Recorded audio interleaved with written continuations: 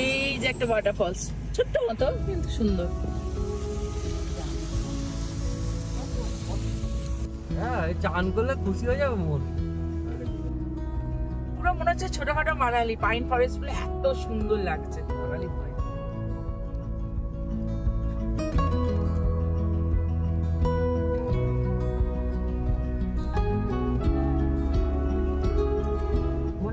কিরকম লাগছে দেখো, খালি ওই দেখো এইখানে ড্রোন উঠে সত্যি মজা। ড্রোনটা ওরাও না, ড্রোনটা ওরাও। চলো, এখন এমনিও রোদ আছে, অনেক কটকটের রোদ।